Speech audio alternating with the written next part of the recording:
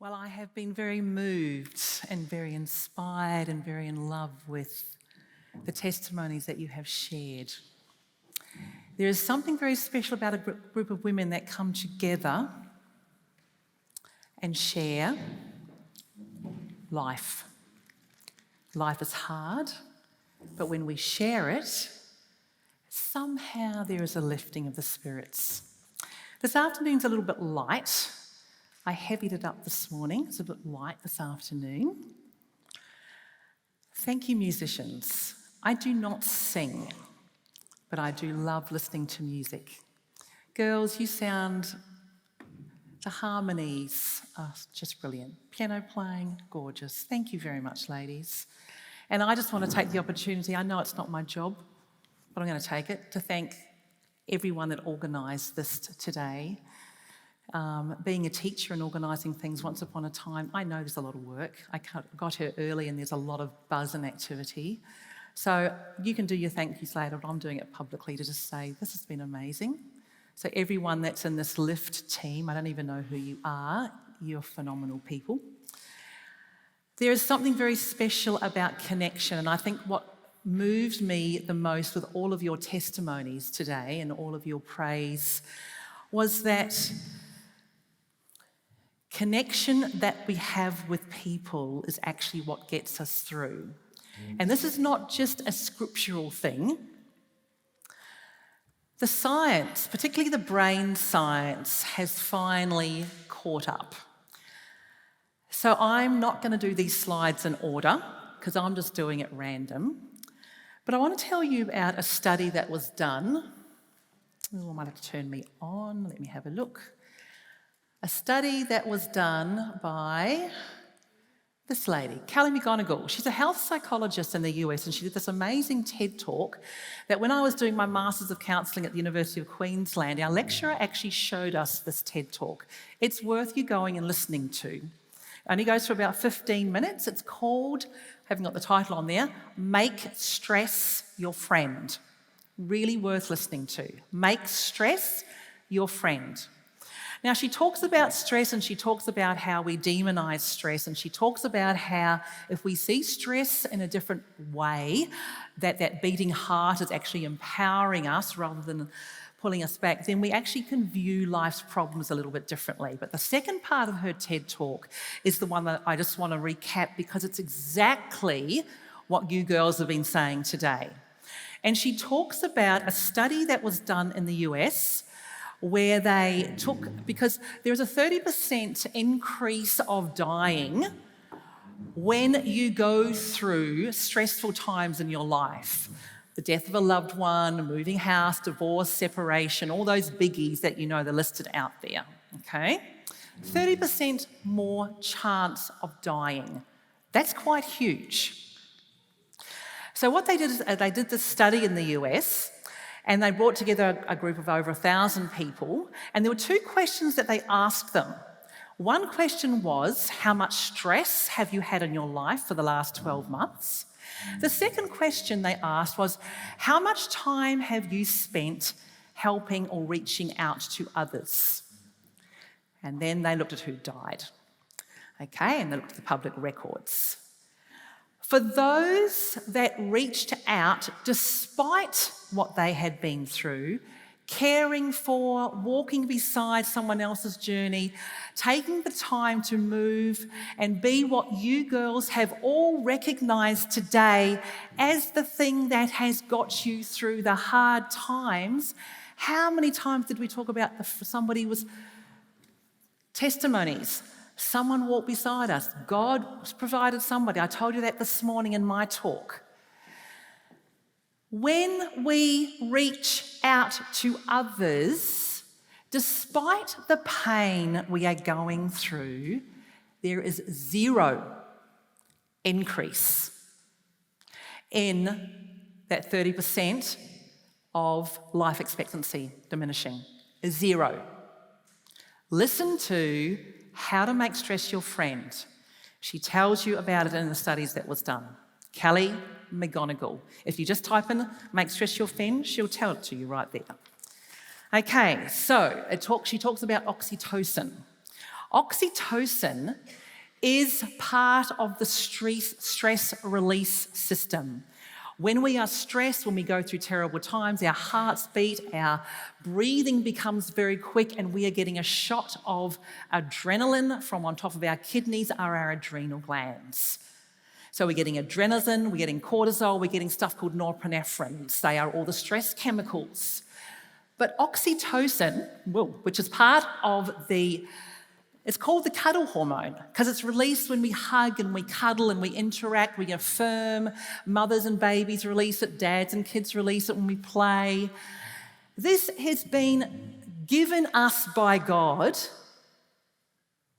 as an automatic stress anti-inflammatory, if you like.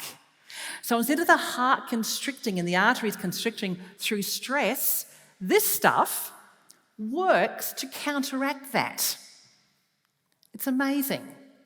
So instead of damage being done on the heart, there's this natural anti-inflammatory, but it happens when we connect.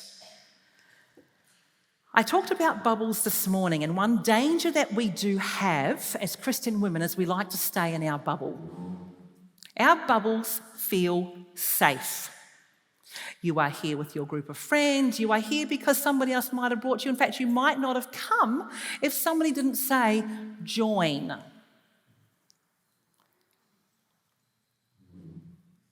Bubbles are great, but when our bubbles become our life, we're not doing this for other people. We don't need to say things to people if they go through bad times. We just need to be with. If you think you've got to have the right answers, you don't. If you find somebody in your life that loses a loved one, and you don't really know that person, it could be the bank teller, it could be the checkout check, and if they say, I'm just feeling bad today, I've just lost my mother, you haven't got time for long conversation there, but one of the things you can say is, hey, that must be really tough. Tell me about your mum. You don't do any other talking. Tell me about your mum. That gets them unloading and sharing and talking. You're not giving all the explanations of the whys and the wherefores because remember, they're all assumptions. You just sit and you be with. Because then oxytocin is released. And whatever we're doing then to reduce our stress, it's a good thing. We're going to flick back now because I told you we're going to jump around. Okay, have a look at this little diagram here. This is one thing I often use for my clients, particularly children, but I'm using it for you not because you are children, but because I want you to have a look. These are nameless, naked, if you like, characters sitting on a tree, and it says, where am I at? I think part of your testimonies today revealed to me as a therapist that everybody is at a different point in their life, and my grief is the loss of my son. Yours could be a marriage, yours could be a work situation, yours could be working with bullies, it could be anything. Have a look at that there. That tree represents anything you want it to be. But let's go, where am I in my well-being at the moment? Are you hanging on for dear life? Is someone down the bottom giving you a push-up? The top of the tree doesn't actually have to be the place you attain to. Out on the limb, sitting there quite fine. Swinging from the bottom branch is great. Where do you think you are? You don't even have to share it, but just where do you think you are? I'm sorry it's not bigger. Now, where you think you are and where you want to be. So if you are the person that's falling off the branch down on the top left-hand side, it's not really a place you want to be in relationships or in families. So, what are you going to do to get back on track.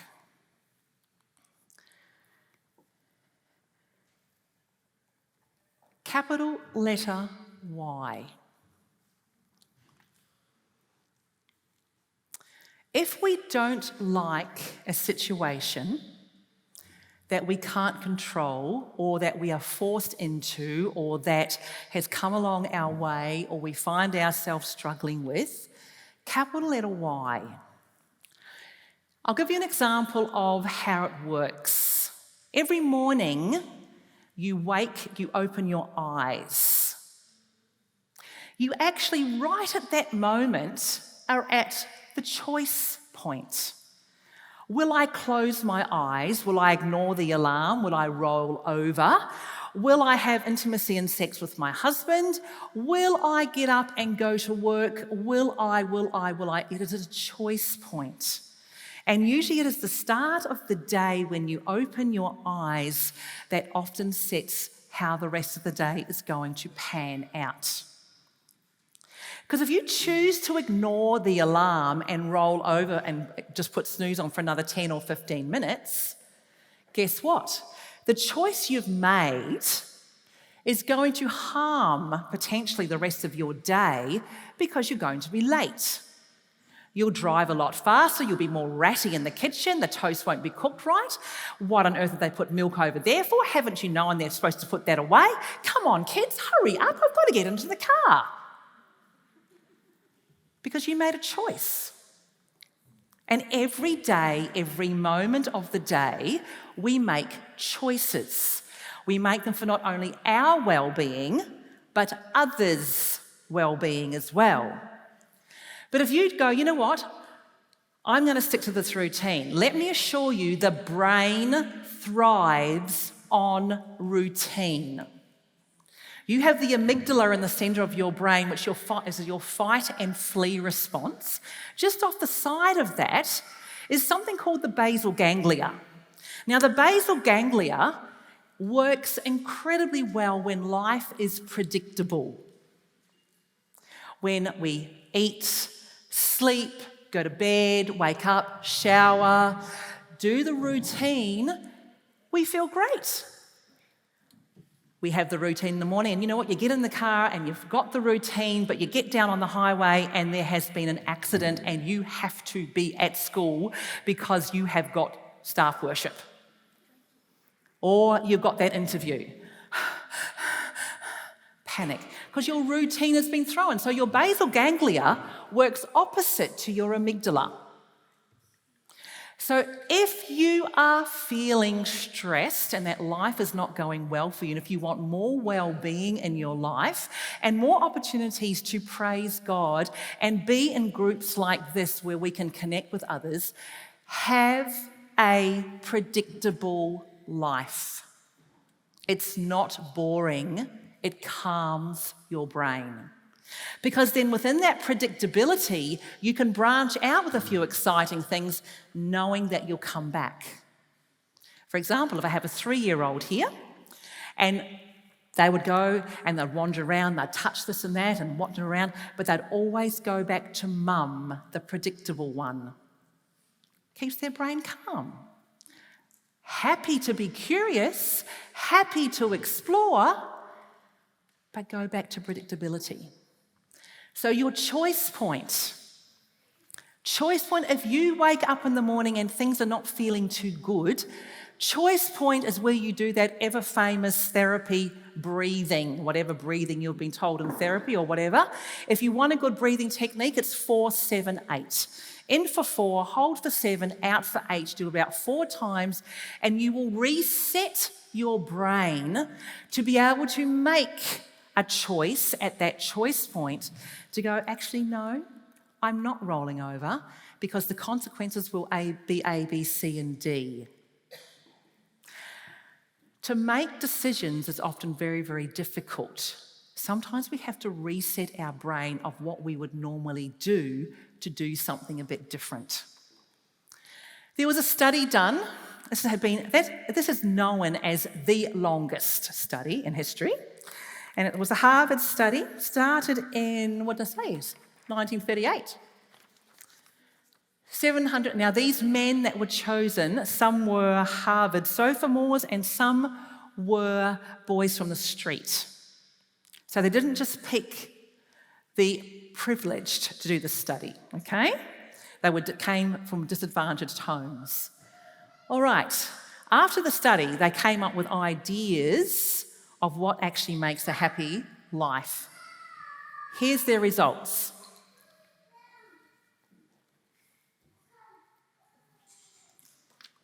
Good relationships. I think number 4, living in the midst of conflict, not much affection, is really bad for your health.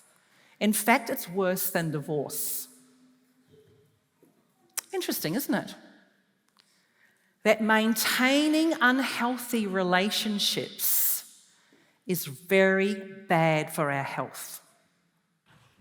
And you don't get the same opportunities to praise God because that reflection I was talking about this morning of looking in the glass, sometimes you've got to break the glass and go, what do I need to do here that's different?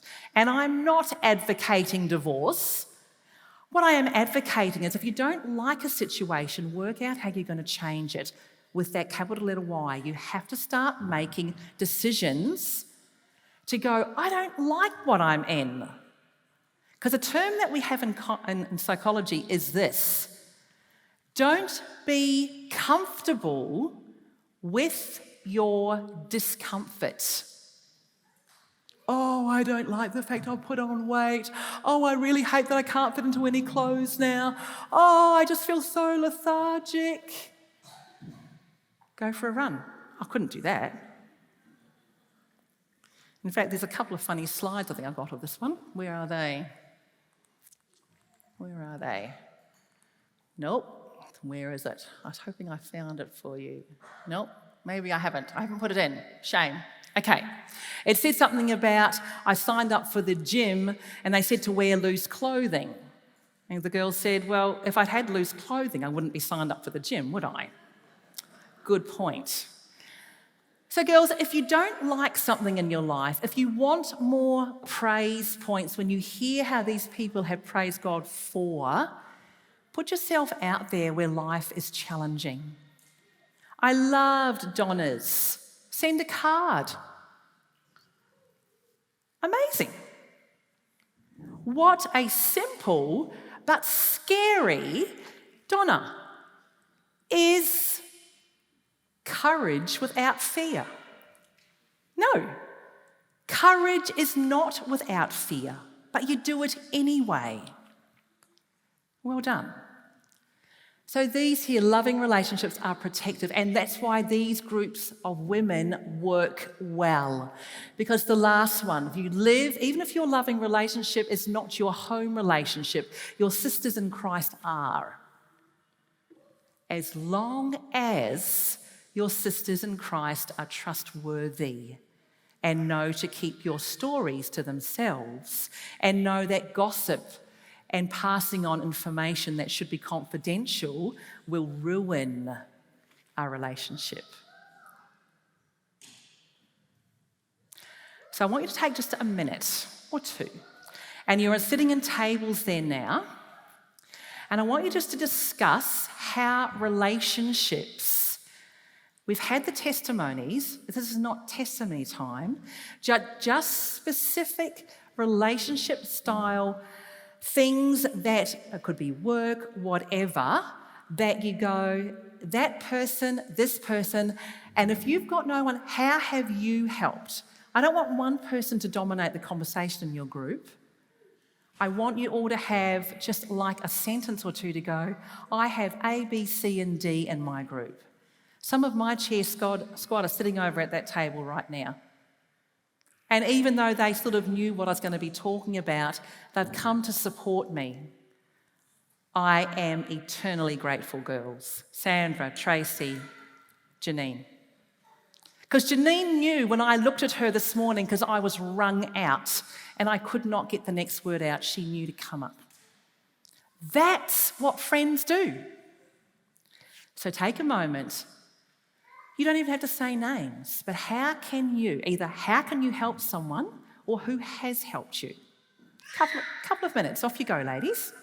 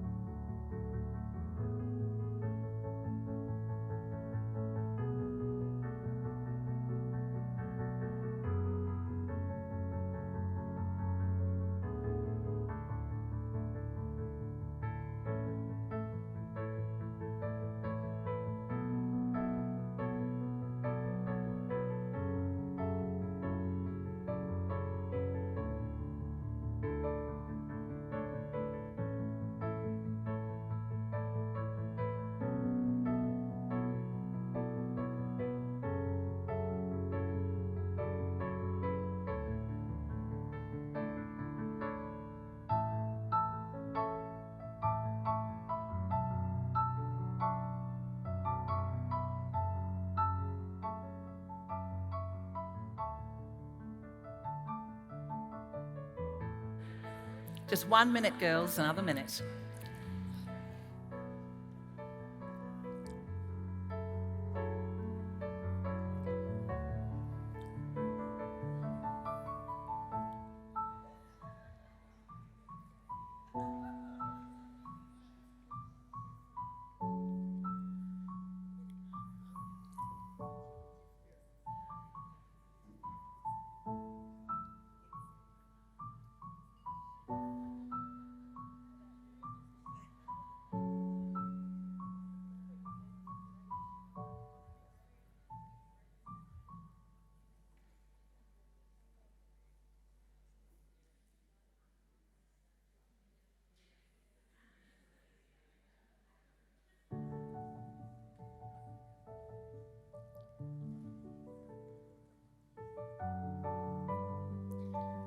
Okay, and I know I'm interrupting some pretty amazing stories around your table, so this is what I want you to do next. Because I've interrupted, because we always seem to run out of time, because we're always in a rush, I want you to say, I really want to hear the rest of your story. Can I get your number and you tell me about that through this week sometime? Girls, we have to connect more than on Sabbath morning. We say hi, and there's nothing else. So if I've interrupted a fabulous story and you need to know more, and you do need to know more, because if someone's sharing pain, you need to stop and listen. I want you to get their phone number if you haven't, or make a note in your notes on your phone that you are going to contact that person and say, look, I didn't get to hear the rest of your story because Karen rudely interrupted. So I'd love to hear the rest of that. Please do that right now for the next 30 seconds. We must keep connections.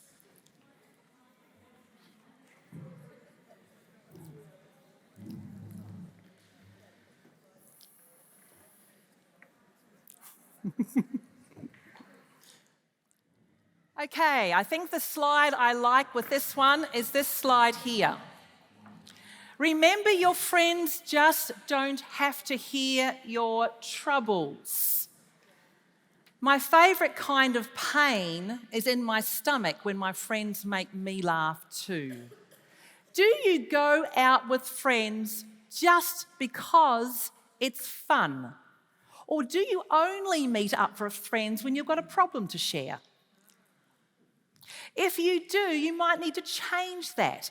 Sometimes the only conversations we have with our partners or our spouses is when we've got to share a problem.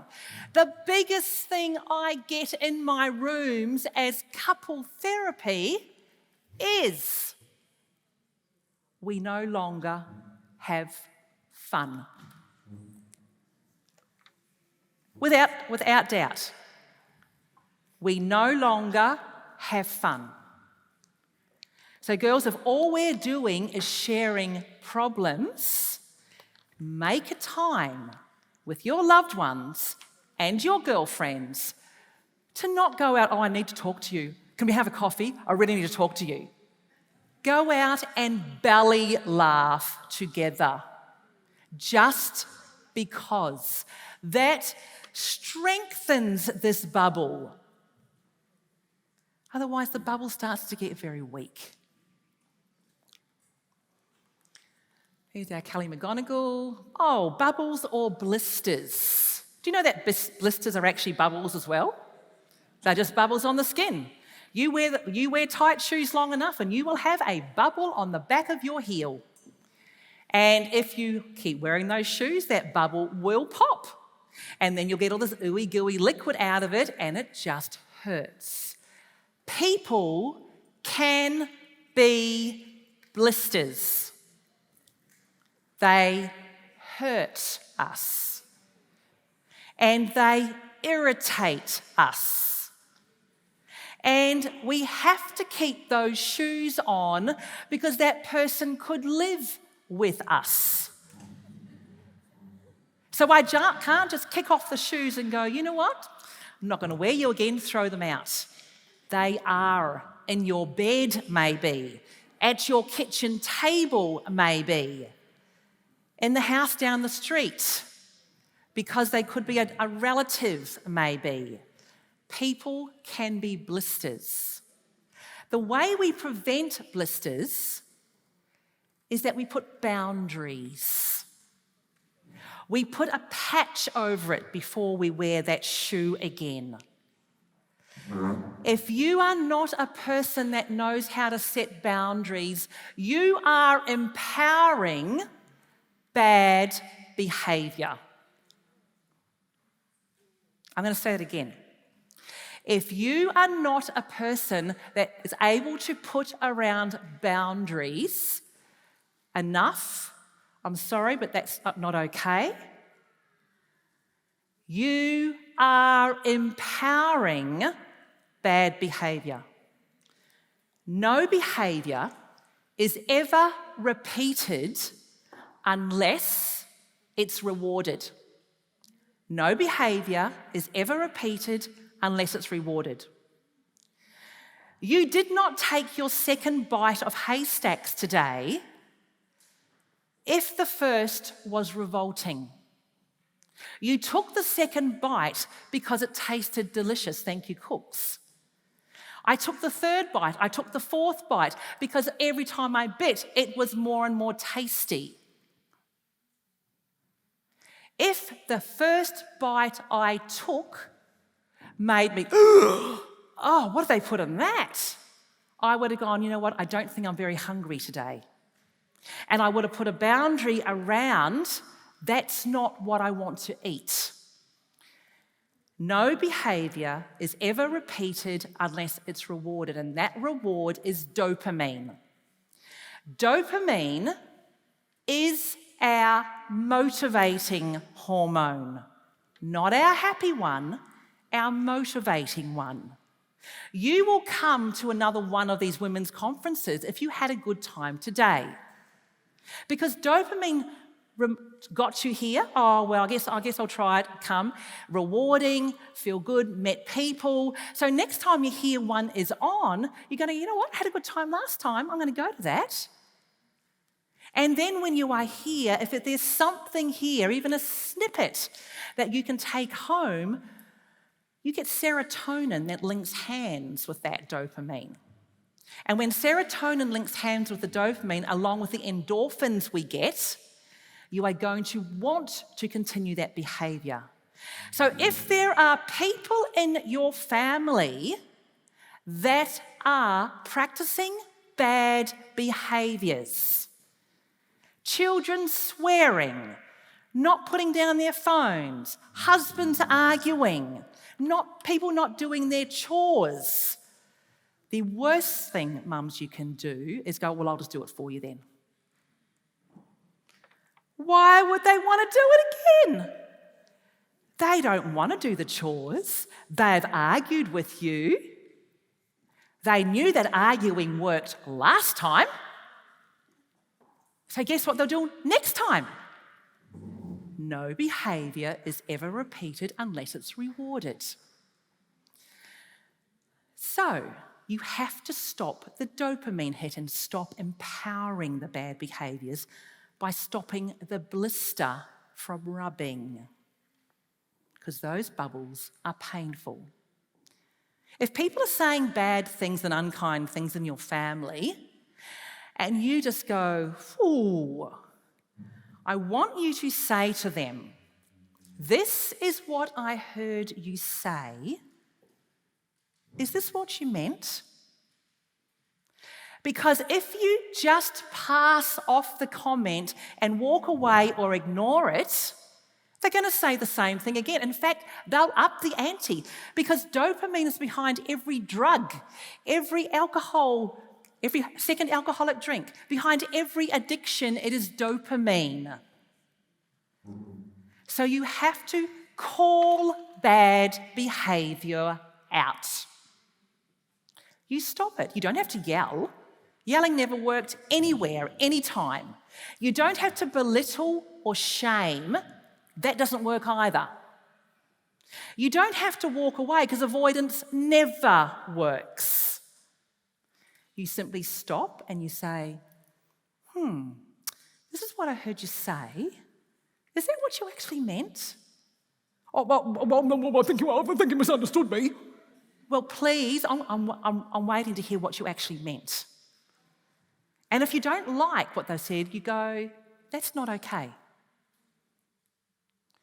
Because part of this bubble burst thing that happens in ours, we want to keep these bubbles healthy. As I told you this morning, we don't know when it's going to pop. So let's keep it healthy while we're here. So make sure you are not empowering bad behaviour. Another thing we've got to make sure is that we don't focus what we focus on. Because sometimes, and I'm a mum before I'm a therapist, I was a mum before I was a teacher too, is that we often focus on the problem. I have this little game when kids come and see me in therapy, and it's a timing game. It's a fun game, and I used to have a base. I got this from Canberra on a school trip years ago. I used to have a base there. But it's a little woodpecker. It takes about 20 seconds to go down. Very cute, very fun, very eye-catching.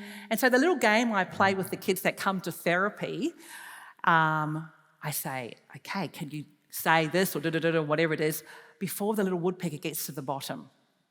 Without a doubt, every child focuses only on the woodpecker. And they forget what they've got to do here.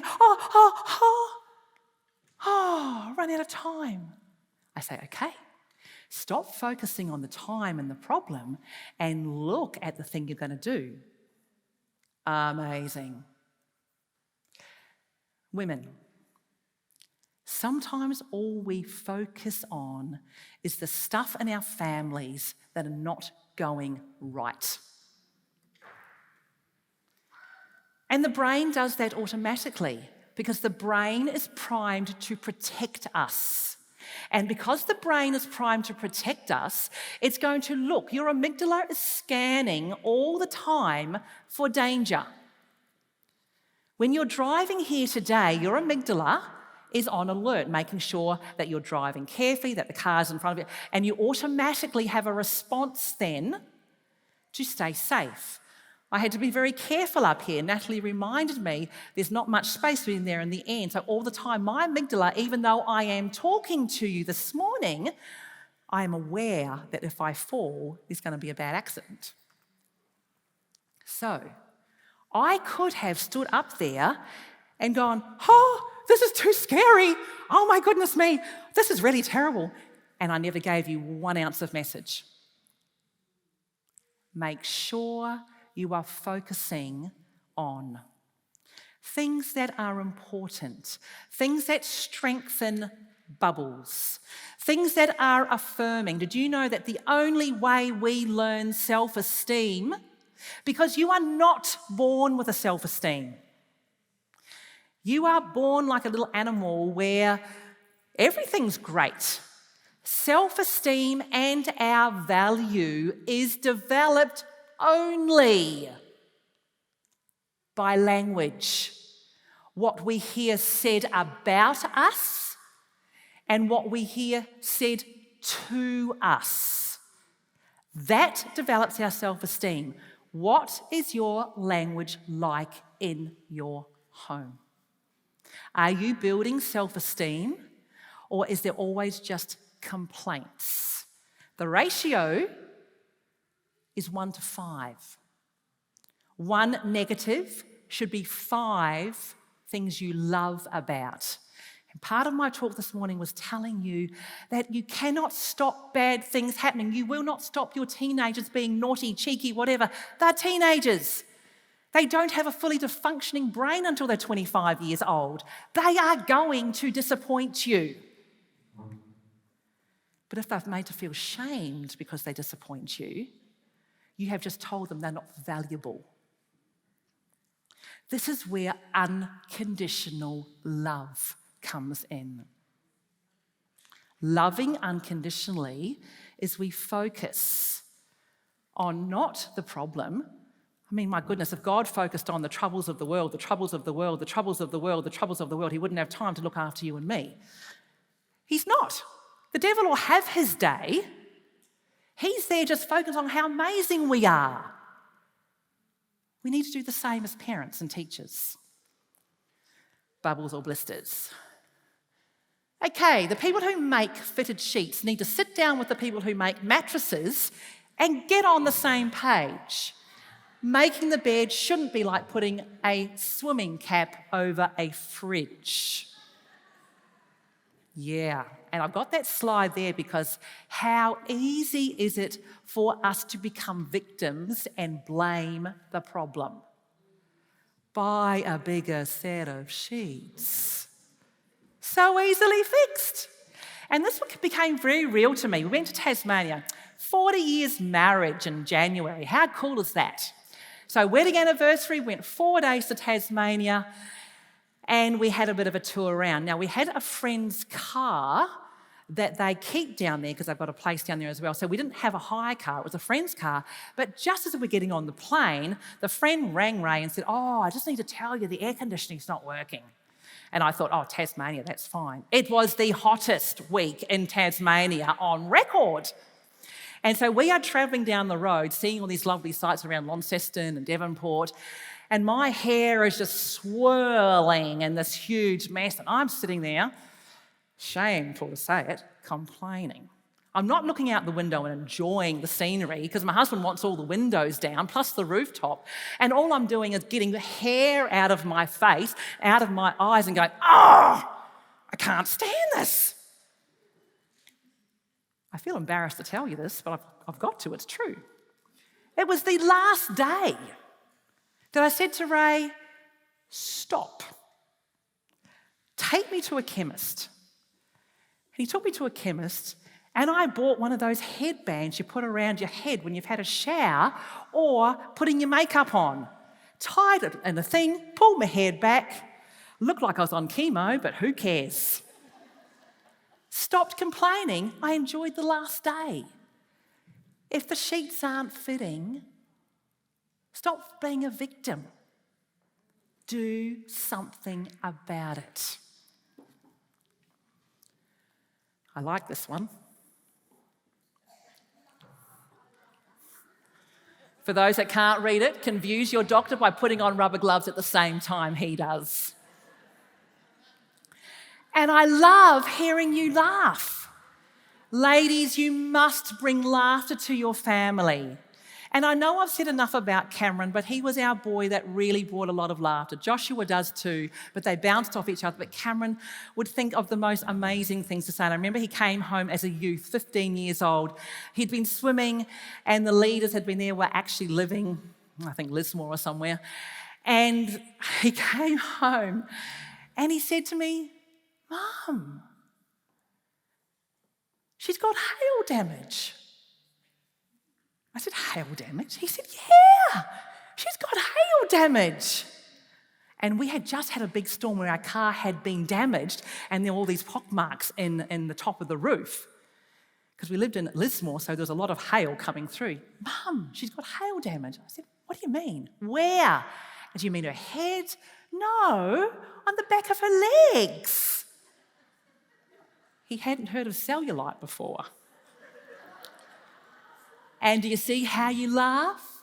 It's hilarious. Sit long enough with your kids to have a joke with them. Sometimes we're so busy we never sit long enough to hear their fun. But you take any kids home in the car in the backseat with their friends and see how funny they are. It's hilarious. This is something I got you to do before.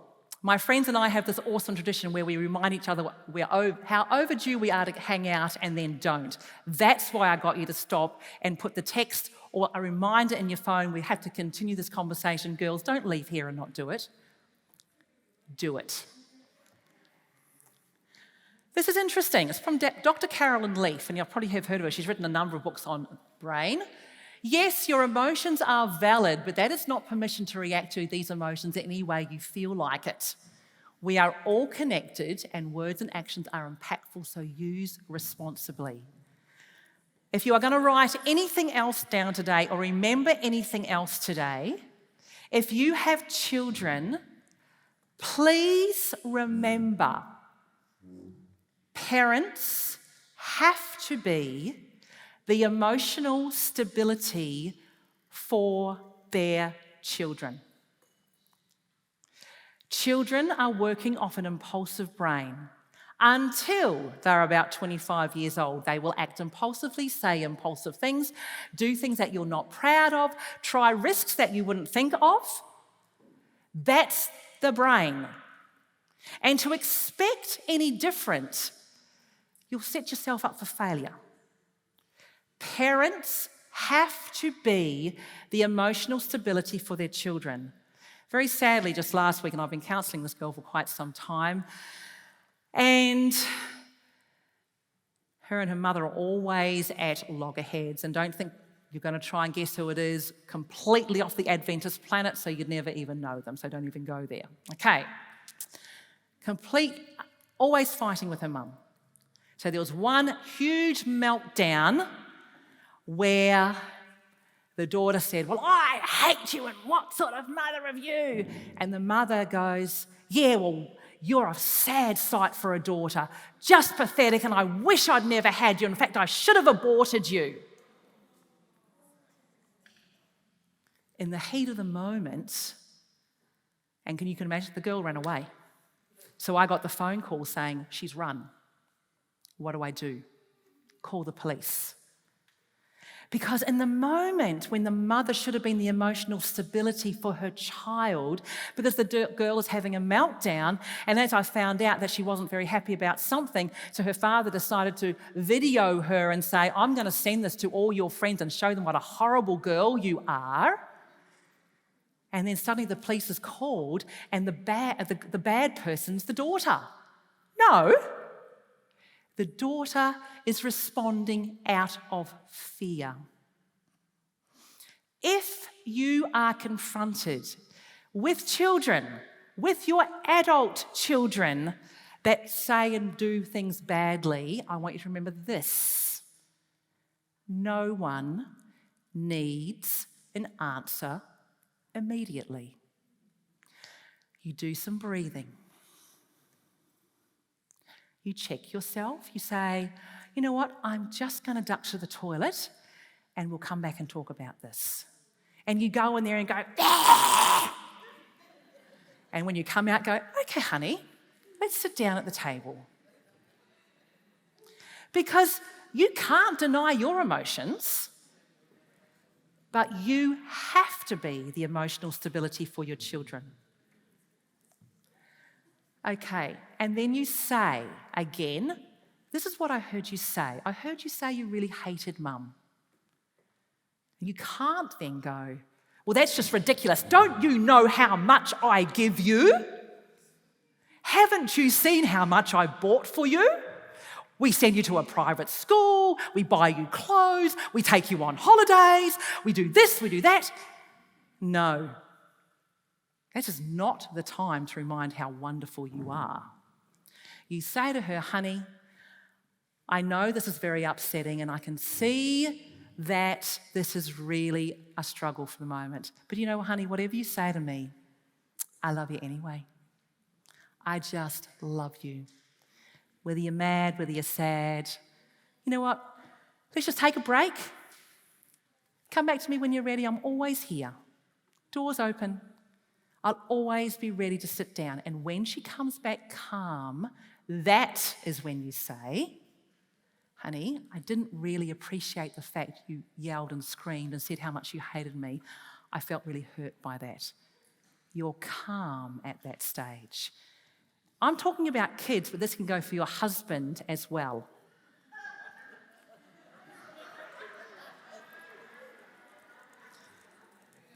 Because if you are here and he is there and you climb higher with the comments and he climbs higher, I don't know, someone's got to be the grown-up and stop it.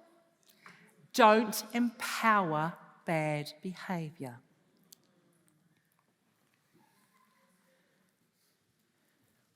Some people are solving major world problems and I'm over here all excited because I found my missing sock inside a pair of my underwear.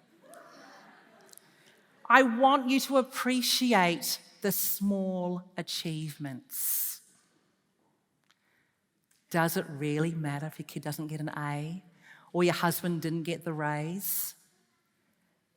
Does it really matter? When we talked bubbles and how quickly they can pop, when we talk life is supposed to be joyful because in our joy we live a full life, does it really matter?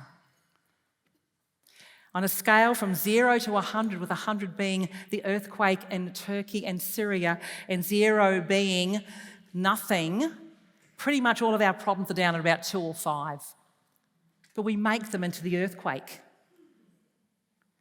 And then our kids can't stand talking to us, or our husband walks away going, ugh, what do I do with this? Enjoy small achievements, your own as well. If you got the washing put away, if you happened to get the dishes done, and if you got the washing, the dishes and the vacuum cleaning done, fabulous. Some people, particularly those that are going through loss, it takes every ounce of energy just to breathe for the day. Just to breathe.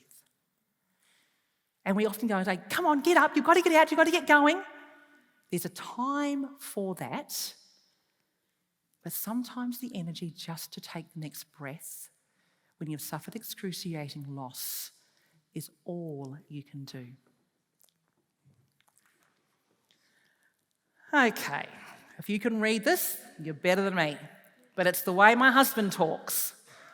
You know that thingy that I put over on that thing over there? And do you know what we're doing there the other day? And we were there, I'm going, oh, I don't know what you're talking about.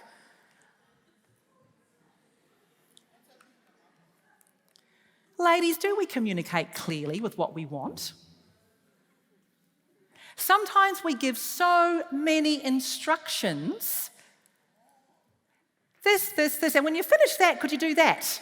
But all they hear is to do that.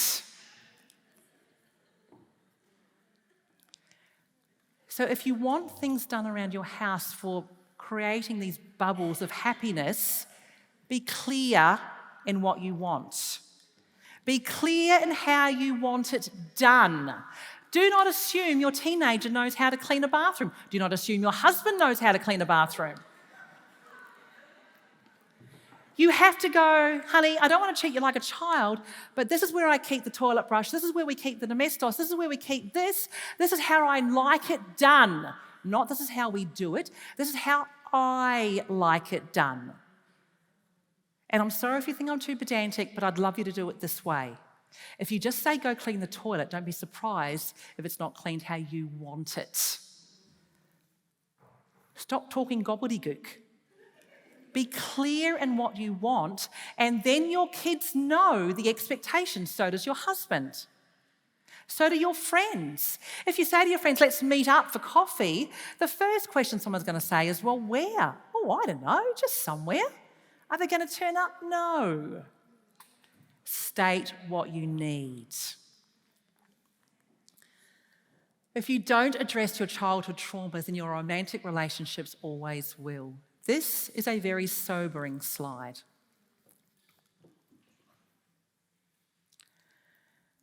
If you have had childhood trauma of any sort, it needs to be dealt with. So you go to someone you trust, and you go to someone that knows what they're talking about, and you tell them. And it's actually like, because I like gardening, I'm going to use the analogy of a prickle. I often get thorns in my fingers, prickles, deep. I can live with that prickle forever. I never actually have to take it out. But everything I pick up,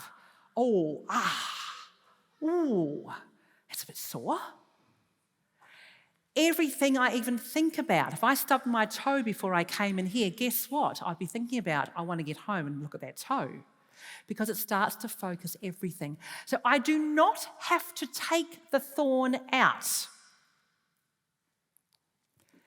I need to find someone, though, and when I do find someone that I trust, to have a look at my finger and say, hey, what's in there? My husband, Ray, when we moved down from Queensland to Melbourne 5 years ago.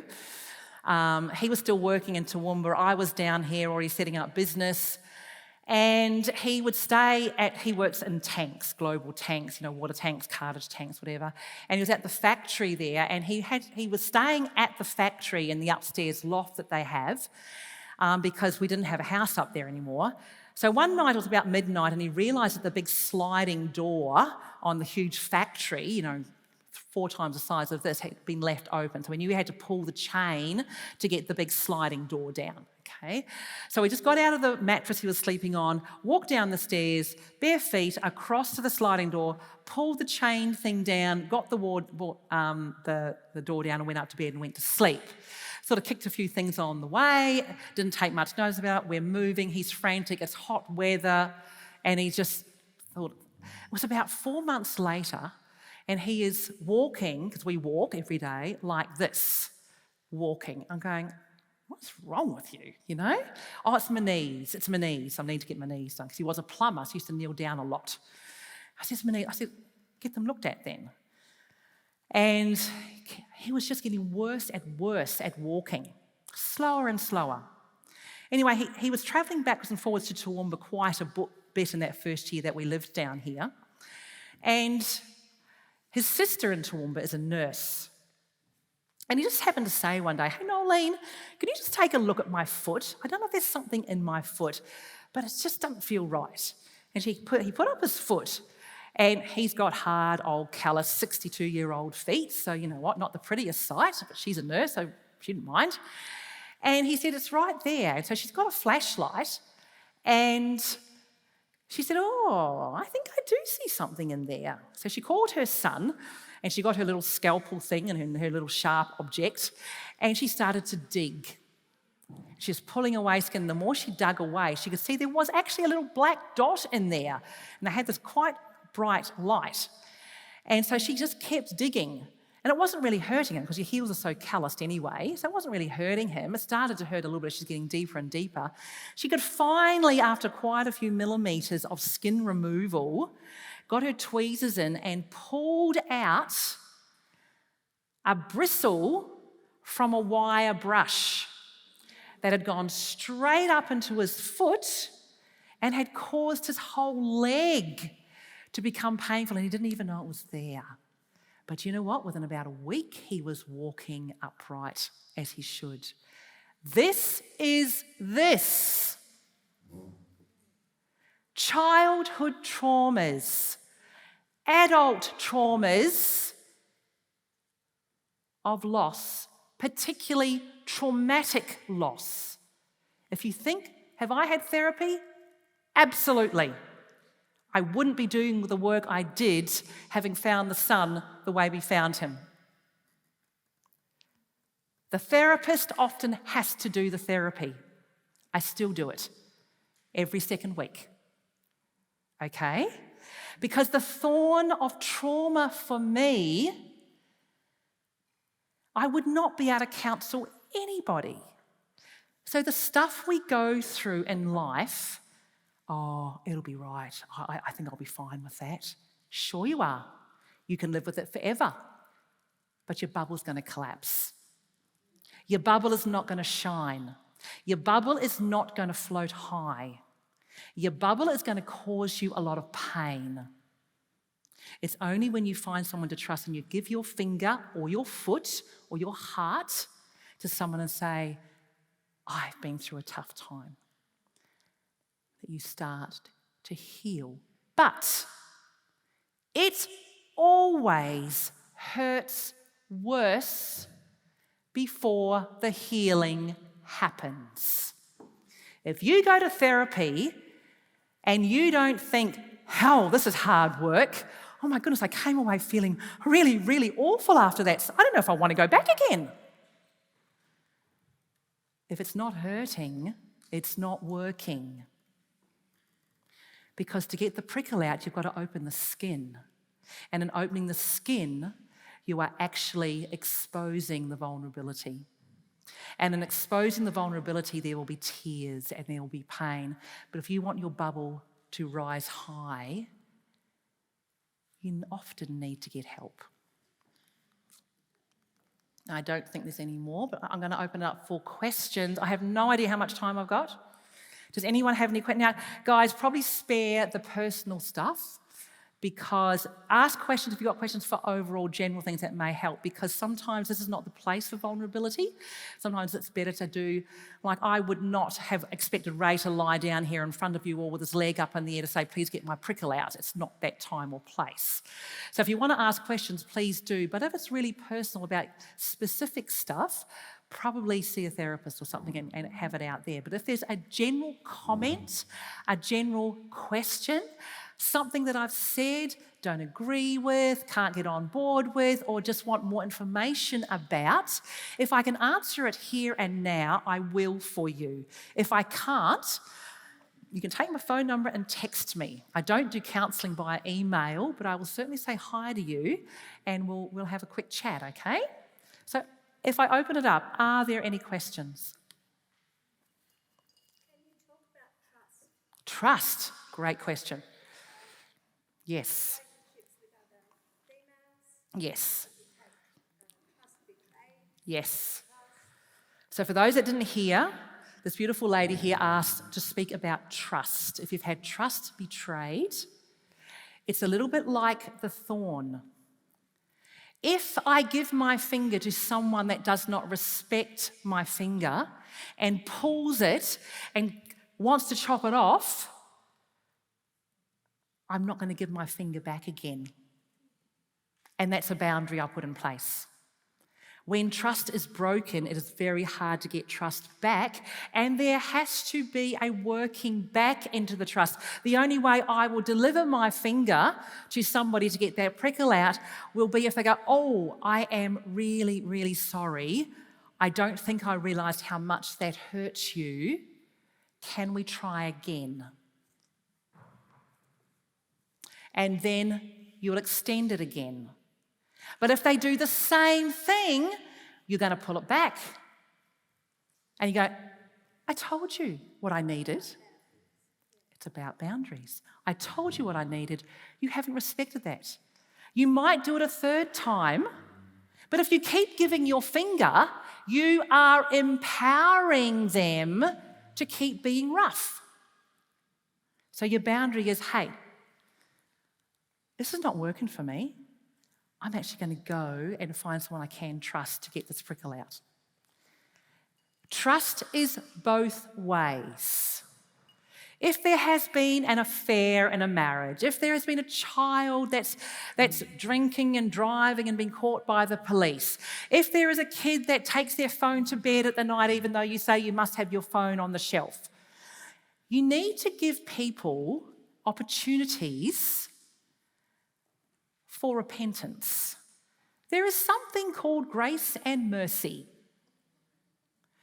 Grace and mercy and forgiveness, but there are always consequences. If I decide as a teenage girl to go and sleep with my boyfriend at 17 years old and end up pregnant, I can say, I'm really sorry, Mum and Dad, I've shamed you. But I still carry the baby. So your parents might go, well, honey, we need to. It's when we have to be remorseful. We have to be genuinely sorry. And if you can't negotiate what that looks like within a relationship, be a friendship with girls, if someone keeps putting you off, oh, let's meet. Oh, let's meet. Oh, let's meet. You're probably not going to keep texting. That's that boundary thing again. We put around, because why empower that bad behaviour? We can simply go, you know what, honey, I really hear you want to catch up, but I'm not seeing any action here. So when you feel you can actually catch up with me and not pull out, please, I'm here. Don't ever close the door on friendships. Always provide opportunity for reconciliation and return. And so you put the boundary onto them. I'm really sorry that you feel that you couldn't. I'm really sorry that you did it, whatever. I am always here, but it's going to be under these terms here. I will go out with you when I know you can keep your promise. I will sleep you in my same bed again when, whatever that boundary looks like for you, I have developed trust in you that I do know that you genuinely want to be in this relationship, that you genuinely have me and our family in your heart, and this is where you want to be. That I will stay with the job if the boss, hey God, I'm sorry, but I don't like your bullying. I'm feeling like you're bullying me. It's got to be, hey, I'm really sorry about that. I'm sorry you feel that way. Let's work on this together. I once worked for a principal, and I won't say where. I've worked for many principals in schools. And I remember that we had a bit of an altercation, and he said, well, what are you doing about it? I said, well, I don't know what to do about it, so I'm actually praying about it at the moment. As if prayer's going to get you anywhere. It was that moment, on that day, at that time, that I knew I had to resign. And I got out. Because why put up with the continual bullying and harassment? Because I wasn't prepared to break the boundaries I put in place. So I thought if we can pray together and work this out, there might be some building of relationship. Okay? Sort of answer your question? Anyone else? Yeah. I think you're saying in terms of boundaries. Yes. But I think what's some practical ways when it's not, like, boss and employee relationships, but, mother, daughter, or Yep. things like that. I think that's really difficult. It is difficult. Boundaries are very difficult. You've always got to remember, no behaviour is ever repeated unless it's rewarded. So you go, okay, if I don't have a boundary, is this behaviour going to continue? And if the answer is yes, you must stick to the boundaries. So, for example, let's say a kid doesn't want to go to school. School issues are just phenomenal. Child doesn't want to go to school, they come to my rooms, I get the parents in and go, okay, because no behaviour is ever repeated unless it's rewarded, and that reward is dopamine, you've got to make the reward of staying home worse than going to school. If a kid's allowed to stay home and they have their iPad and their phone and the TV and whatever else they want, who the heck would want to go to school? So if a kid doesn't want to go to school, you say, okay, honey, you know what, school's not great. Number one, I haven't said to this, you must get on their page. If you come in and go, well, of course you've got to go to school, you've lost them. You've lost all communication. You must get on their page and state what they have just said to you. Remember? This is what I heard you say. Is this what you meant? And then you go, honey, I really resonate with the fact you don't want to go to school. You know what? I didn't want to go to school all the time either. School's a pain. Teachers can be incredibly painful. There's so much work. There's extra stuff. And I'm probably feeling you're pretty stressed. Guess what? She stays listening to you because you've resonated with her world. You've got her in the palm of your hand. And while you've got her in the palm of your hand, you say, but honey, there is a law that says we must earn or learn. That is non-negotiable because some things in families in the country are non-negotiable. I drive a car. I cannot leave here and decide to drive on the right-hand side of the road. That is non-negotiable. I cannot leave here and decide not to stop at any stop sign I have on the hour-long trip home. That is not negotiable. So there are things in our families that are not negotiable. So you say, honey, I hear you don't want to, but actually it's not negotiable. You either earn or learn. So, honey, I'm really happy for you to stay at home.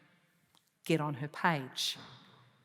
But if you stay at home, I'm taking your phone, I'm taking the iPad, there's no modem, there's no TV, in fact, I've got a list of jobs here you'll need to learn, and I will pay you as I would pay a house cleaner.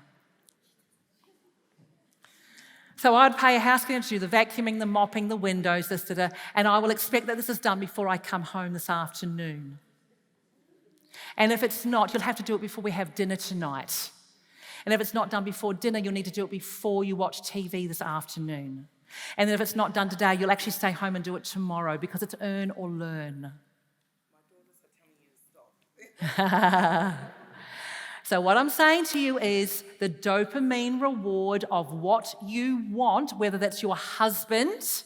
Honey, if you want more intimacy with me, you're really going to have to help me clean the kitchen.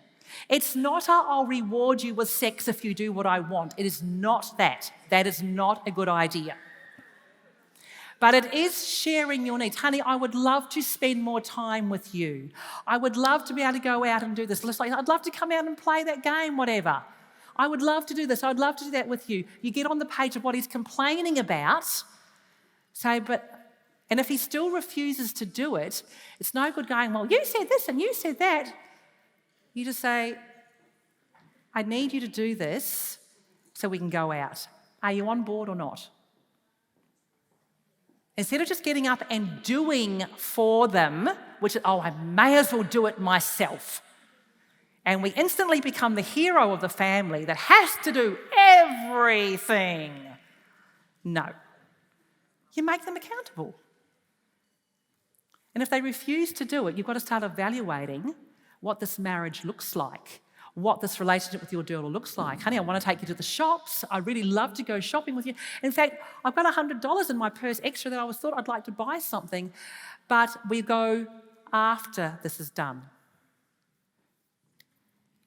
Did that sort of answer? Sorry, girls, you'll probably hate me. Any other questions? Oh, we got to go? One more.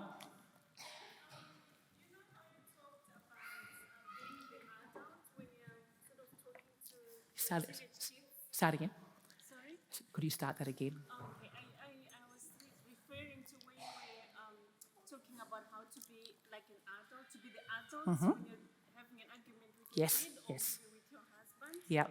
Do you have any like materials that we can learn to be the adult? Because sometimes I feel like I'm just like at the same level with my daughter when it comes to. You mean like things to I don't say? get anyway. So I want to try and learn to be the adult. So just asking if there are resources. Absolutely. You can Google anything. So the lovely lady here asked, are there resources for learning how to communicate? Are there resources for learning how to do this sort of stuff? Okay. You can Google anything these days. There's some really good sites for teachers and looking after children. Just Google, okay? The stuff I'm telling you I've learned as a mum from experience and from my study. I don't have a packet of resources because every situation is very different. So what I'm telling you here is very general, but if you came to see me as a client, your situation will be tailored to you and your specific problems.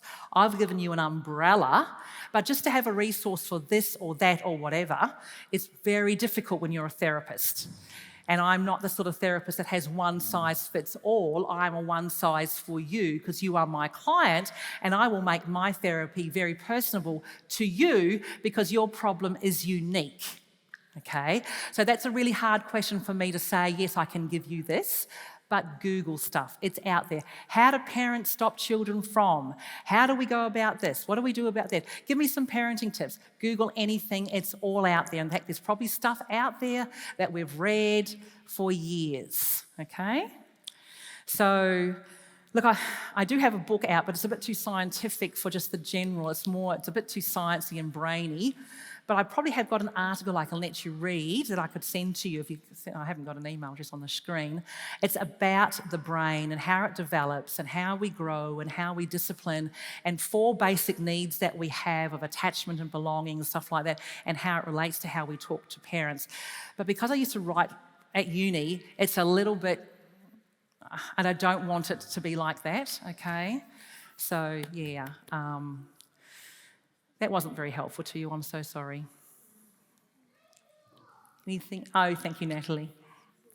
Anyway, ladies, God bless you all. Thank you for this opportunity. I'm hoping it was helpful.